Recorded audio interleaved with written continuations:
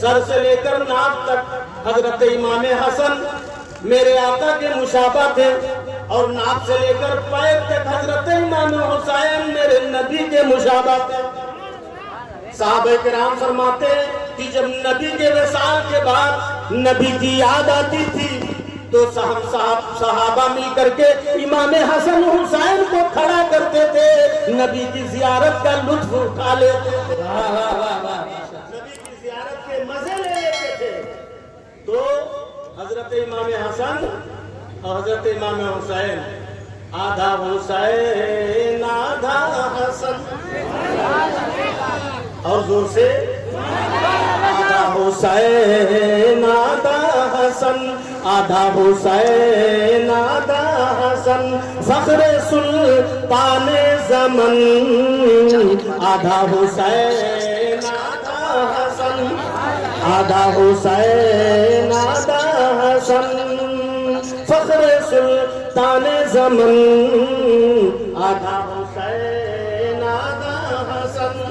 اور بڑا ہی پیارا شعر حدیث کی روشنی میں، الحسین منی سے یہ ہے صاف ظاہر ہو گیا، میرے نبی نے فرمایا الحسین منی وانا من الحسین، حسین مجھ سے ہے اور میں حسین سے، الحسین منی سے یہ ہے صاف ظاہر ہو گیا، کیا کہ مصطفیٰ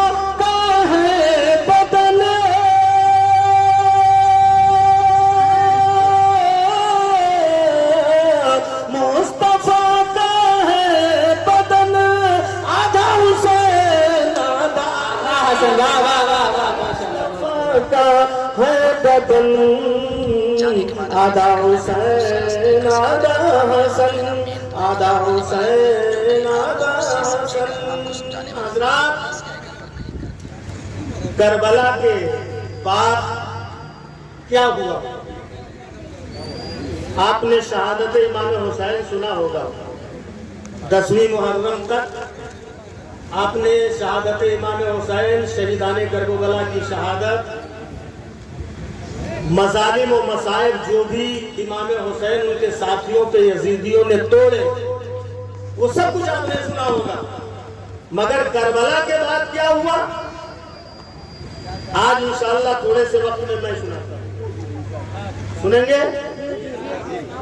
اچھا ہاتھ اٹھائیں جتنے لوگ نہیں سنیں گے، سب سنیں گے ماشاءاللہ، سب بیدار بیٹھے ہوئے۔ ایک بار زور سے بول دیجئے امام حسین کے نام پہ سبحان اللہ، ایک بار ہاتھ اٹھا کے بول دیجئے یا حسین لبیک یا حسین، ہاتھ اٹھا کے امام حسین دیکھ رہے ہیں، کوئی دیکھے یا نہ دیکھے، یہ تصور کریے کربلا پہ رہا ہے، لبیک یا حسین، لبیک یا حسین، لبیک یا حسین۔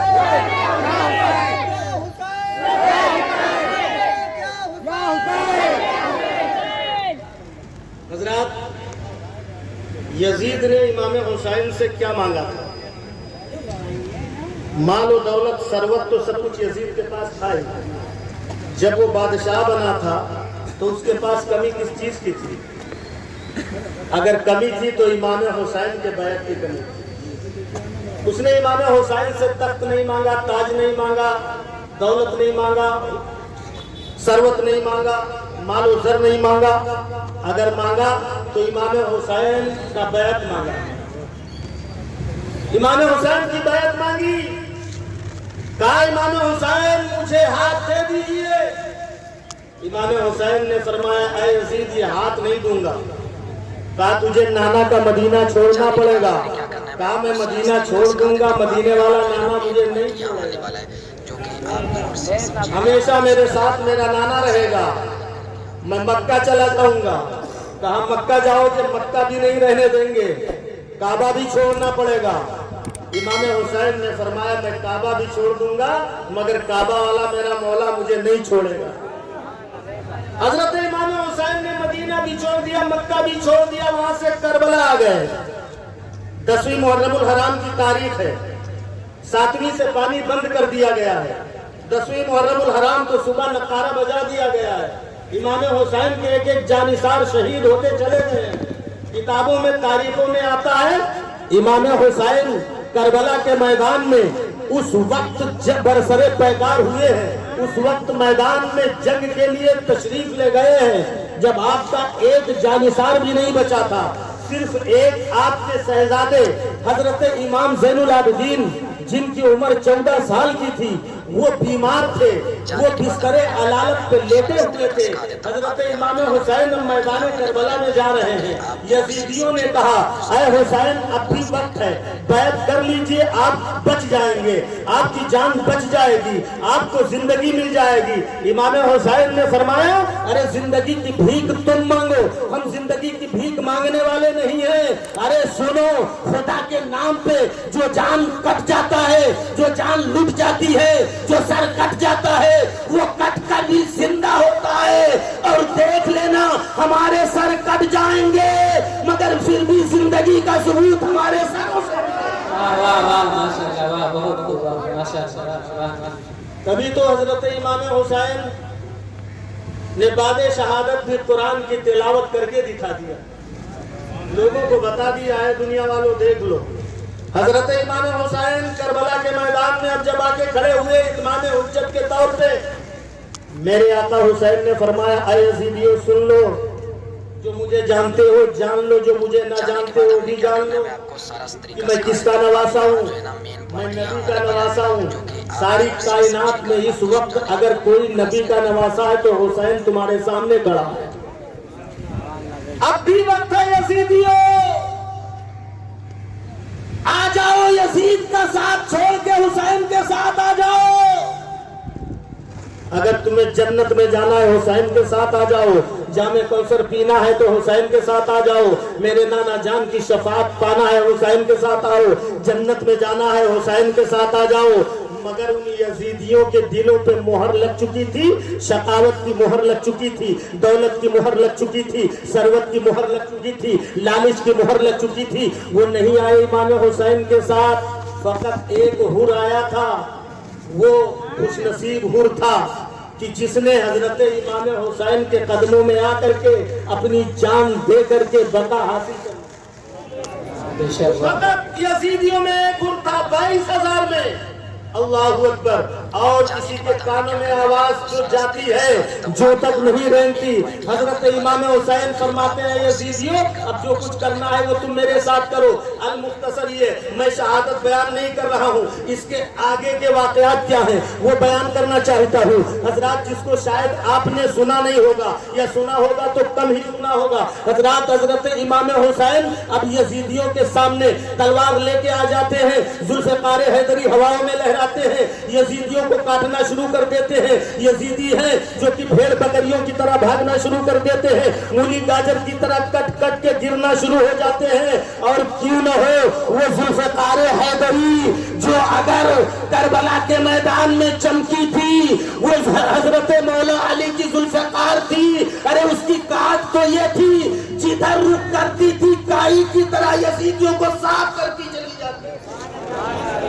यजीदी साफ होते चले जाते थे, कटते चले जाते थे, गिरते चले जाते थे। हजरात गिरामी, आखिरकार सिमर दिल जोशन ने कहा, ऐ आमर साहब, क्या करना है मैं आपको सारा तरीका सिखा देता हूं। अगर यही माहौल रहा जंग का तो एक यजीदी बचकर जिंदा नहीं जाएगा, आपको समझाने वाला हूं। सारे यजीदी कर जाएंगे, सारी बीवियां बेवा हो जाएंगी, सारे बच्चे यतीम हो जाएंगे।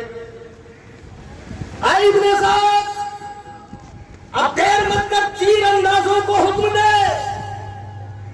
इब्ने साद ने तीर अंदाजों को हुक्म दिया कि तीर अंदाजों के दस्ते तुम निशाना बांधो, अपने कमान में तीर को जोड़ लो और निशाना बनाओ हुसैन की तरफ। अब तीर बरसाने वालों ने तीर बरसाना शुरू कर दिया।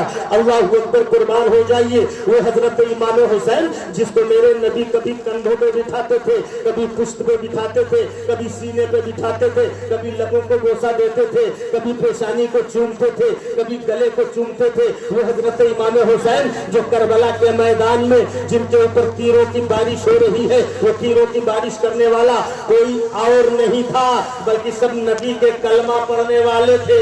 نبی کے اوپر ایمان لانے والے تھے، نبی کے نام کا خطبہ پڑھنے والے تھے، نبی پر درود و سلام پڑھنے والے تھے، قرآن کی تلاوت کرنے والے تھے، اذان دینے والے تھے، نماز پڑھنے والے تھے، نوافل پڑھنے والے تھے۔ حضرات اب ان لوگوں نے تیروں کا نشانہ باندھا ہے سبط پیغمبر کی طرف۔ حضرت امام حسین خاردار وادیوں میں گھر جاتے ہیں اور تیروں کی بارش ہونا شروع ہو جاتی ہے، تمام جسم ناظرین تیروں کی بارشوں سے لہو لہان ہو جاتا ہے، تیروں خنجروں کی بارش سے بالکل خون جو ہے آپ کا پورا سینہ پورا بدن زخمی ہو جاتا ہے، یہاں تک کہ ایک تیر سنسناتا ہوا ایک ظالم کا پیشانی امام حسین پہ لگتا ہے۔ حضرت امام حسین گھوڑے کے پشت سے زین پر آتے ہیں، یہ آپ کا رکوع تھا، آپ جو ہے زمین پر سر رکھتے ہیں، سر کے بل جاتے ہیں، سجدے میں سر کو رکھتے ہیں اور کہتے ہیں اللہم ردن بقضائکا وصبرن علی بلائکا وتسلیمن بامرکا سبحان ربی العالی سبحان ربی العالی سبحان ربی العالی۔ اے مولا کریم میں تیری تقدیر پر راضی ہوں، میرے اوپر جو ہے ظلم و ستم کے پہاڑ توڑے گئے، اے مولا میں نے تیرے لیے صبر کیا اور صبر کرتا ہوا ایک ایک بچے کو تیری راہ میں لٹاتا اور کٹواتا ہوا خود بھی اپنی جان کو تیری راہ میں دے رہا ہوں۔ اے مولا میں سب کچھ لٹا کر تجھ سے راضی ہوں، اے مولا بتا دے تو بھی حسین سے راضی ہے کہ نہیں؟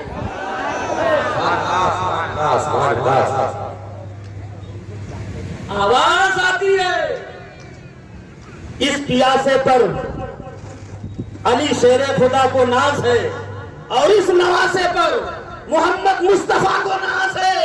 ارے سجدے تو سب نے کیے، تیرا ہنسی انداز ہے، اے حسین تو نے وہ سجدہ کیا جس پر خدا کو ناز ہے۔ سبحان اللہ، نعرہ تکبیر، نعرہ رسالت، جشن شہدائے کربلا، جشن شہدائے کربلا، علماء اہل سنت، نعرہ تکبیر، نعرہ رسالت۔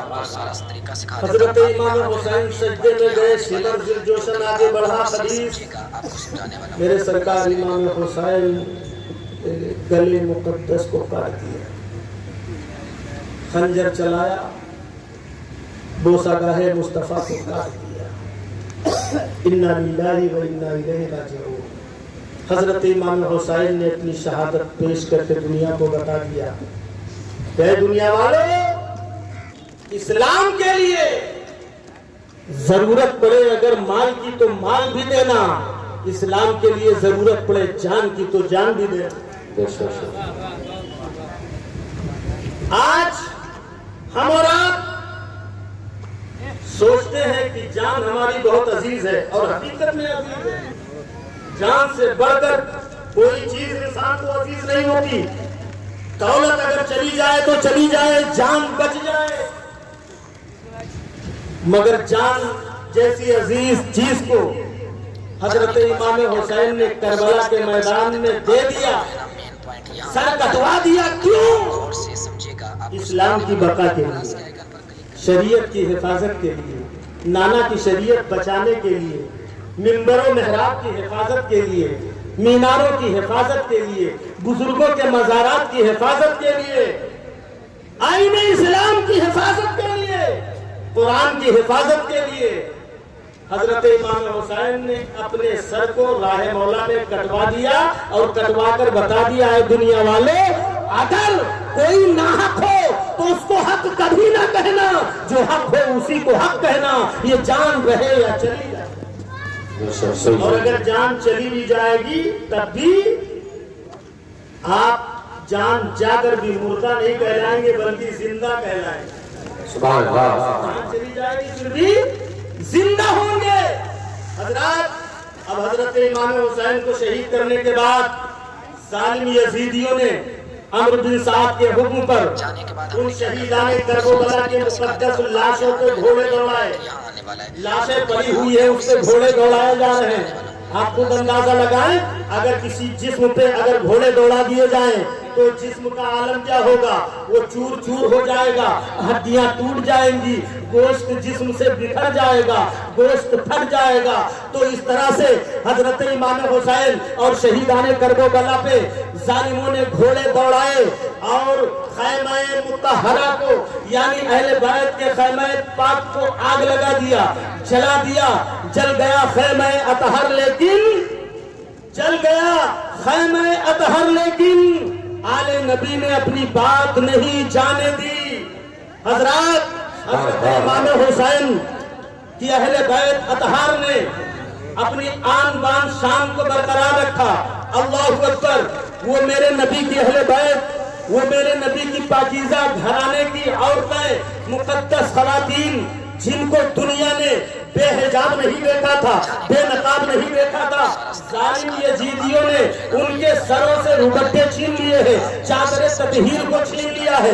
हजरत गिरामी हजरत ज़ैनब रज़ी अल्लाह ताला अन्हा के जिस्म मुकद्दस के ऊपर जो चादर पड़ी हुई थी उस चादर को भी खींच लिया है। हजरत उम्मे कुलसूम के रुपट्टे को छीन लिया है। हजरत सकीना के मुकद्दस चेहरे पे जालिमों ने तमाचे मारे हैं। यहाँ तक कि उनके जो कान में बालियां थी उसको भी जो है खींच लिया है और वो बालियां, वो कान जो है उससे लहूलुहान हो गए हैं। इस तरह जालिमों ने जुल्म किया है। अब आगे बढ़िए।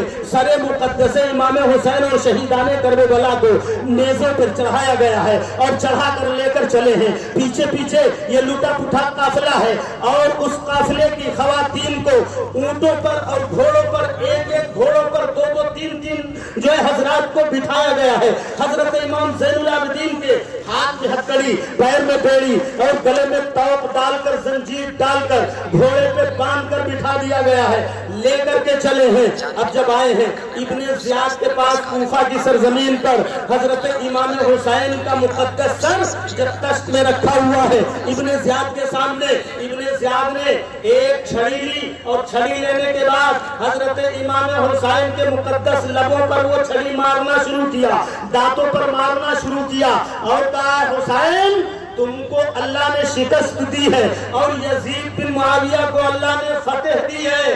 इस तरह से इसने ये कहा माअज़ल्लाहि रब्बिल आलमीन। और फिर कहा कि ये खवातीन में जो बैठी हुई है, इसमें जो उस तरफ बैठी हुई है वो कौन सी औरत है? तो किसी ने बताया ये ज़ैनब बिन्ते अली है। तो कहा अच्छा ज़ैनब बिन्ते अली है तो ये तो बड़ी भोली भाली लग रही है।